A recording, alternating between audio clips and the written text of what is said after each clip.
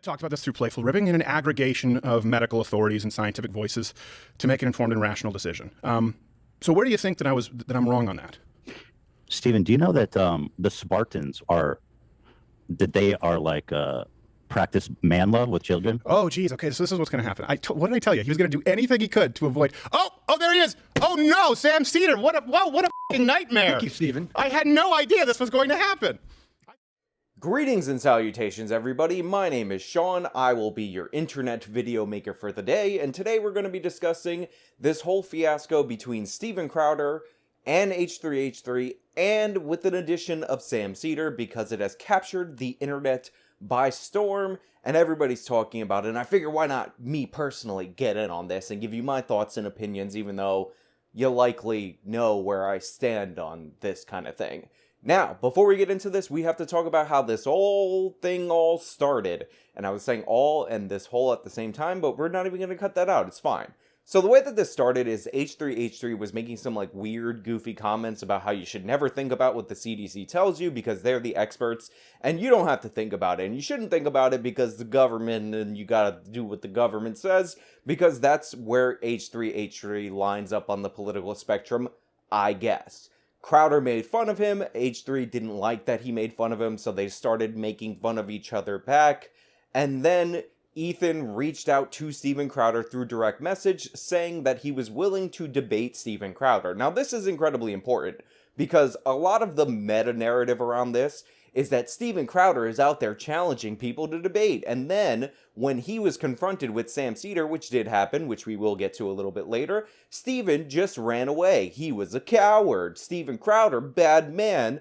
I like left people, blah, blah, blah. But in reality, H3H3, at least according to the direct messages that we've seen so far and have not been disputed by H3H3, was reached out to by Ethan. And he said that there was going to be a debate. Crowder messaged him in there and in the email, no tricks, no substitutions, one-on-one, etc., etc. And it seemed like that they had an agreement. So fundamentally, Ethan is the scumbag in this scenario. He's the one who brought in an extra person. He's the one who lied. He's the one who set up this whole thing for the purpose of lying. So Ethan is in the wrong morally or ethically by my count. And had this been reversed, had Crowder did this to Ethan, then I would say the same thing. Also, for those of you who are like, oh, you love Steven Crowder, you're simping for Steven Crowder, I don't really watch Steven Crowder's show. The only person of the three involved that I've ever liked was Ethan, which is a feeling and a sentiment I'm sure is shared by the majority of the internet. I don't feel that way about Ethan now because I've seen his podcast and I don't think it's very good and I don't think his takes are very intelligent. But overall, the only one of the three I've ever enjoyed watching their content consistently was Ethan. Seen some Crowder videos, got no issues with him. I think he's really good at being a political pundit. All that aside, but like, I didn't watch Crowder regularly, and I don't watch Crowder regularly. If you like him, that's fine. A lot of my suggestions on YouTube says that you do, but just, you know, I only got so many hours of the day, and there's plenty of content creators, just not the one that I watch. So, Ethan, in the wrong. Those are my biases. They're laid out on the table up front in relation to this. Now, with that being said, the biggest gain out of all of this is obviously Sam Seder.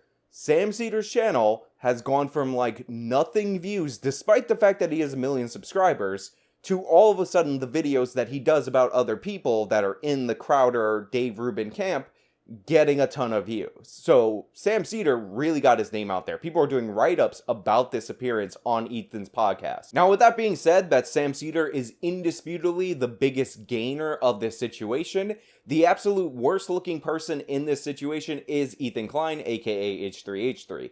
And one of the reasons that really hammered this home for me is the version posted on Steven Crowder's channel that actually has the conversation prior to them going on air, and prior to Ethan revealing that he had Sam Seder waiting in the wings to take his place. It already looked bad for Ethan because he agreed to a debate, and we now found out that he requested a debate. It wasn't that he was asked and then agreed to it, but he requested a debate for the sole purpose of throwing somebody else in his place, so that's very cowardly. But the fact that they had this conversation about family and kids, and they talked about the struggles that their wives went through pregnancy, and it was so cordial, but also like a little bit personal. Hey, I just want to say on a serious note that I'm glad you're your wife is okay. I heard you had a little bit of a Yeah, issue thanks. with your wife. Well, she's pregnant with twins, so Yeah. it's like well. By the way, congratulations too. I know you guys are Thank you. in the same process. It's a whole, So how far in is she? she's due late July, early August. Oh wow, that's coming right up. Yeah, and I've got a big surgery July 1st, so I'm trying to get everything done in a hurry. Is that your first? It is. Oh, Yeah, wow. it is. Yeah, we talked about it on the show quite a bit. My wife had a basic operation for well, I won't talk about it. She probably won't. But basically, then she woke up with something called GBS. So we kind of, it wasn't really fertility issues. It was a physical issue. And GBS actually paralyzes you from the waist down. So That's what she was experiencing. yeah, when she came out, just because they Holy put her under anesthesia. And so it's interesting. Like, you know, I'm like a pro-vaxxer, generally speaking, but she can't even get a flu shot. It's one of the few conditions because of the GBS. It's like a neurological condition where she has to be careful with any vaccine. So it's just been a weird navigation. But this is your second, right? Yeah, this is gonna be our second. So we've been through it. And Ethan knew this whole time that he was going to pull the move that he pulled.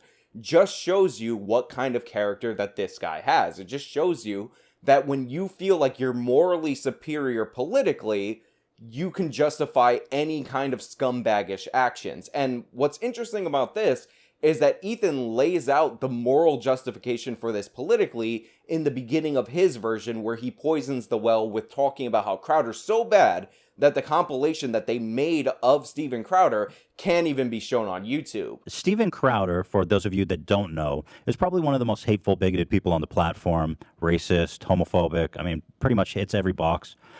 We made this big, beautiful compilation of some of his greatest hits, but it's actually so heinous and offensive that YouTube age restricted the first upload of our video. So that all is available for our members, with the whole compilation, everything, which is, you know, adds a lot of atmosphere. This compilation that's so racist, so disgusting, so horrible that it won't be shared on YouTube, but if you pay Ethan Klein money, Ethan Klein will show it to you. It's horrible and it shouldn't be seen by the broader public, and it's disgusting, and honestly, it's ban-worthy on YouTube, but if you give Ethan Klein some money, then you can watch the compilation. Then it's cool, then it's kosher, then it's good to go. So that all is available for our members, with the whole compilation, everything, which is, you know, adds a lot of atmosphere. Now, the next major issue is how Steven Crowder came off, and honestly, in the position that Crowder was in, it would have been difficult for him to come off as bad, because again, Ethan's the one who broke the terms, Ethan's the one who set this up, and Ethan's the one who tried to surprise him with Sam Seder. So obviously Crowder's going to react in this way, and despite what people are saying about Crowder's shocked face and all that, maybe Crowder was like overacting when he's like, oh my god, Sam Seder's there. All right. Okay. You guys going to call him and sound check him? Yeah. I bet this guy's going to do anything he can to avoid actually debating. Yeah. I think he wants to do anything that he possibly can to avoid. Yeah, let me know when you want to. Yeah. I mean, I don't know. Maybe Wait, we'll, when like- you want me to admit him into the room, I'll just do that. Sure. Well, yeah. I'll just say you guys do the sound check. I don't want to sit there and talk with their producer Dan and stuff, but I don't think this guy wants to do this. I wouldn't be surprised if he's probably going to bring someone else on. Was his producer like a fan of that Seder character? Yeah, that'd be my bet. But hey, hopefully he mans up. Okay, you can do your sound check. But in Crowder's version, prior to this specifically, Steven Crowder is talking about how he doesn't believe Ethan is actually going to debate him, and he'll bring in a substitute. So the idea that Crowder was shocked and stunned by the appearance of Sam Seder is absolutely ridiculous. Now, Crowder did mention that one of the reasons why he didn't want to debate Sam Seder is because nobody in his audience would know who Sam Seder is, and that he doesn't have a 30th of the audience of Steven Crowder, which Sam Seder and Ethan Klein keep talking about Seder's million subscriber count, but what Crowder was clearly referencing was the view count, and if you look at the view counts of Sam Seder's videos, they're extraordinarily low, especially for a guy that has 1 million subscribers. But what I want to get into, and I think is really important, and by really important, I mean this is all a trashy topic, and literally none of it is important, is this idea that Steven Crowder owes Sam Seder a debate because of Change My Mind, or that Steven Crowder ducked 2 debates with Sam Seder. And we're going to start with the Change My Mind because I think this is the first and most obvious. If you've ever watched a segment of Change My Mind, Steven Crowder goes to a college campus most of the time, or at least a plurality of the time, and he says, this is the topic, come and try to change my mind. People walk up, they talk to Crowder. Now, a lot of people are saying, well, he talks to these people with no audience, so why would he say Sam Seder's audience is too small? Already, that's a stupid point. It's absolutely ridiculous.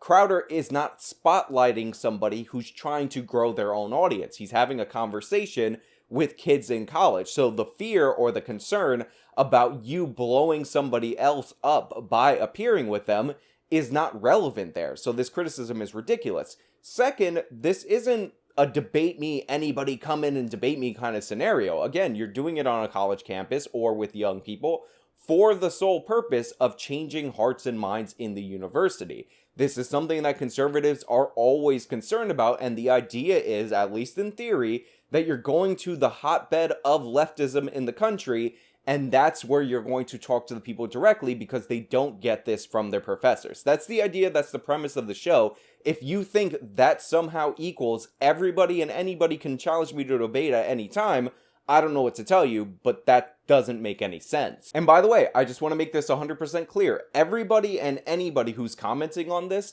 has gotten a debate request that they have thought was beneath them or they didn't want to do for similar reasons. This happens all the time.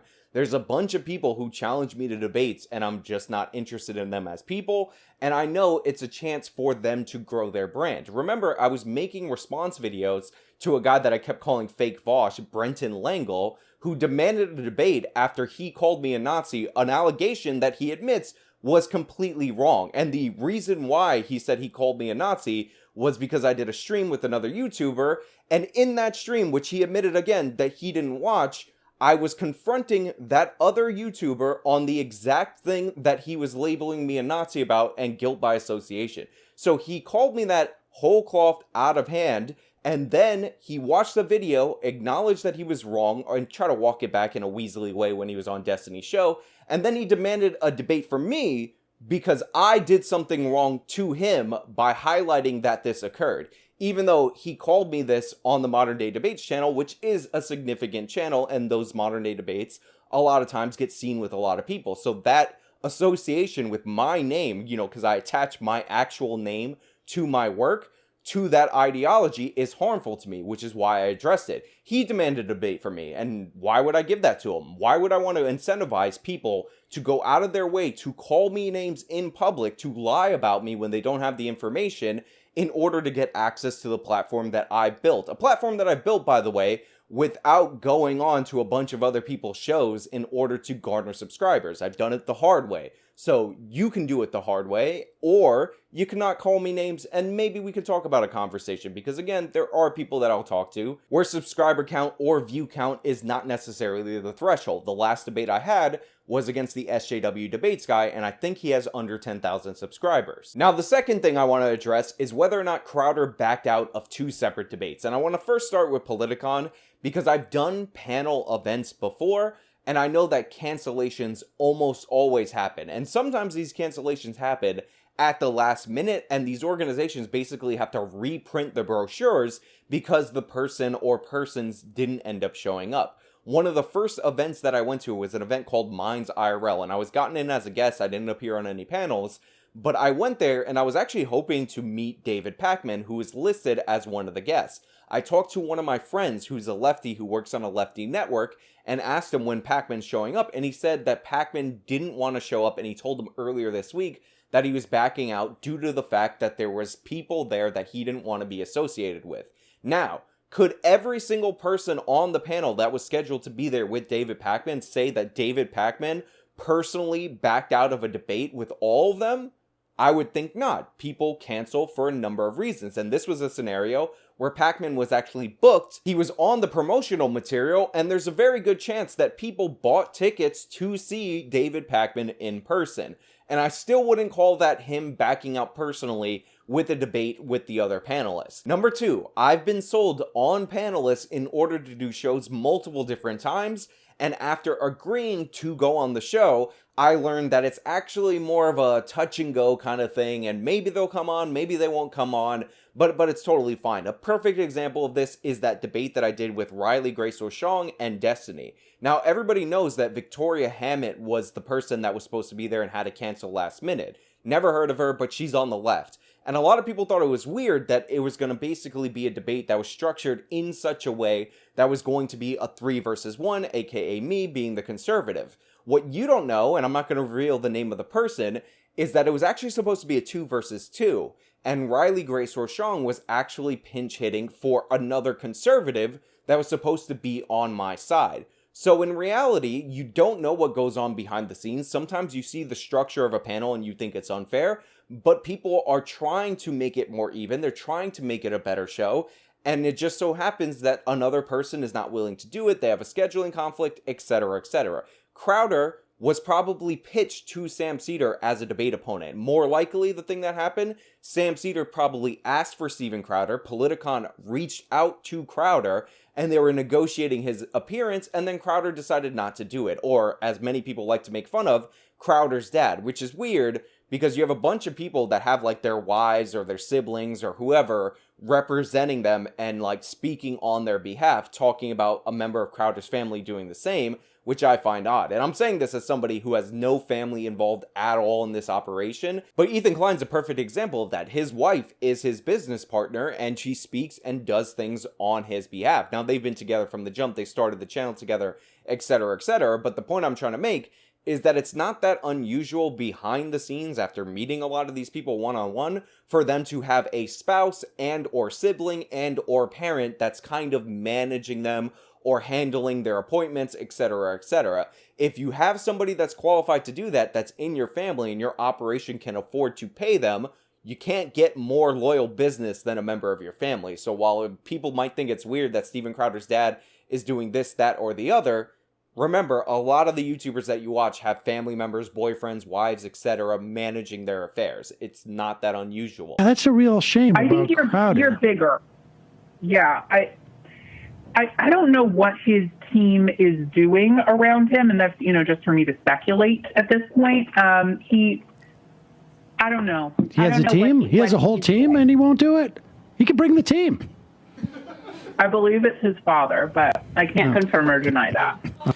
Also, if you listen to the clip in Sam Seder's video that supposedly proves that Steven Crowder backed out of debating Sam Seder personally, the most relevant parts of the clip, and this is again somebody talking to Sam Seder, she prefaces with, "This is my speculation." So the evidence being shown is stated beforehand to not be 100% trustworthy because it's speculation. So already we have one instance of Sam Seder supposedly being ducked by Steven Crowder being nonsensical. This is supported by the fact that Steven Crowder, to anybody's knowledge, has never appeared to have ever done a Politicon, so it seems like what happened is that Sam Seder was lined up for a debate. They asked him who he wanted as opponents. Crowder was among the names mentioned. They reached out to Crowder. They were making him an offer. They were trying to get him on board, and Crowder ultimately refused.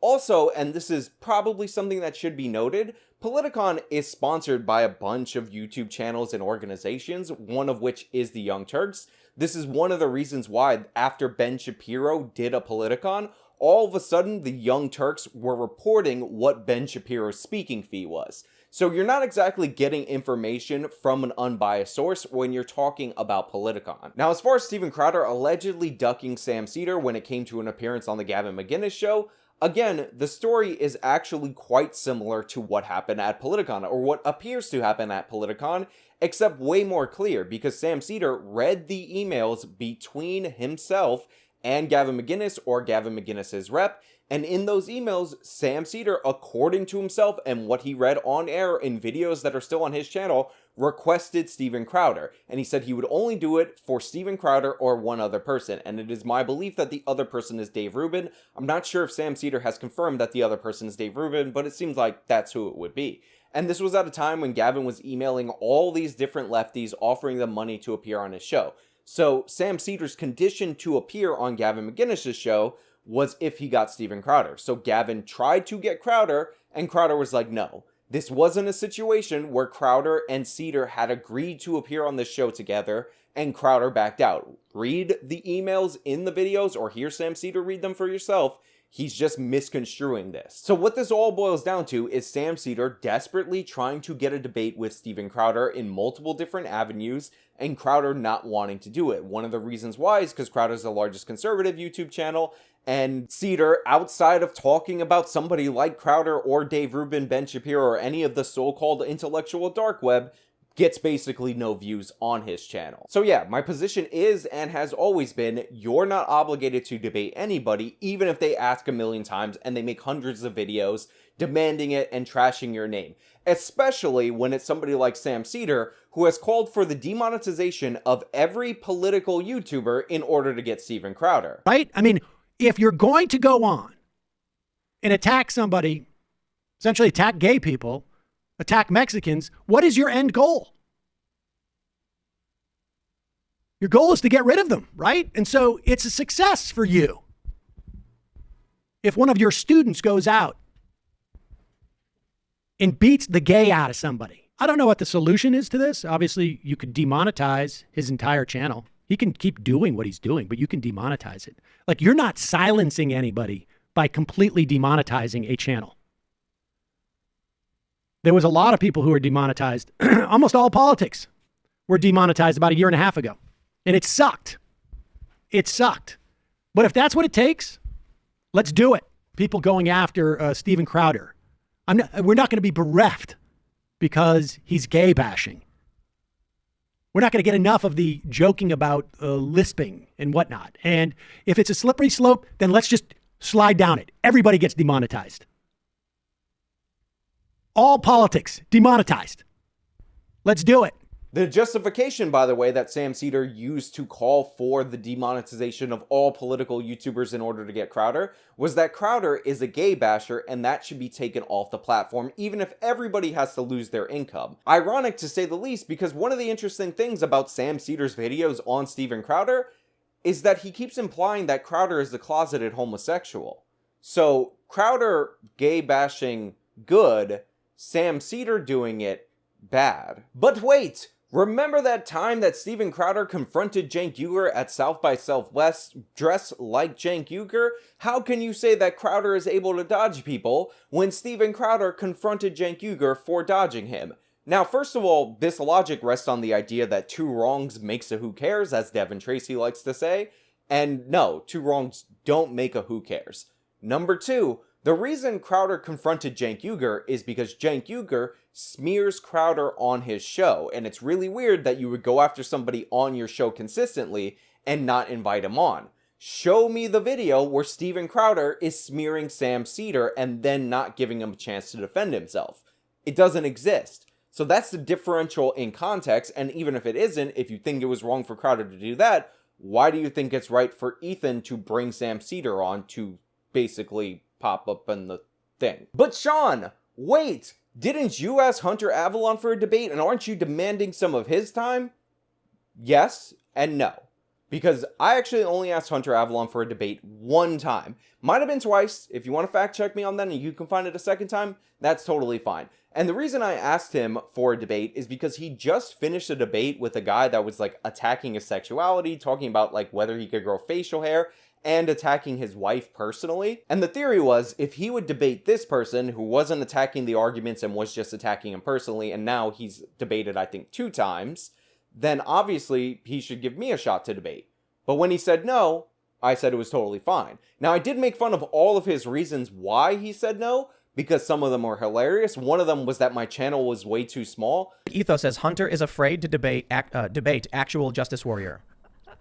See, I don't know if it's gonna spark drama or something. No, it's fine. Don't worry about that. We can go to the next one. that is this one. You know what? I'll tell you. That's this one dude who has like this like small little following that's made like 10+ videos on me. Oh, he's like, he's like, it's so creepy and annoying. Which I believe I was definitely bigger than the other guy in terms of subscribers and viewers. But I also get more viewers than Hunter himself, despite the differential in our subscriber count. But I did not demand that he debate me, and I don't encourage people to constantly tweet at him to debate me. In fact, I specifically untag his Twitter account whenever he's brought up in conversation, because I'm not that interested in anybody's attention, much less his. And I do believe that no matter who you are, no matter how wrong you are, no matter how many times you lie about somebody or smear them for making way more response videos than they actually did, even though they have a long history of making tons of response videos to really big debaters like Queer Kid stuff, that people can be left alone and they can refuse any challenge. Also, I found other ways to monetize it. Yeah, just everything here that Slippery Sean just said is just completely wrong. Sean. Slippery Sean t-shirt? I mean, come on. Available at my Teespring store. Again. Amazing. But no contradiction there. So overall, in conclusion, I think that Ethan looks terrible in this situation. I think Sam Seder's kind of scummy. But for the most part, none of that's that relevant because everybody gets to churn toward their audience and get small boosts of support. The only person who actually gained from this objectively is Sam Seder. He gets to make content about it. He gets to talk about it. He gets to have his name mentioned by way more channels than are typical.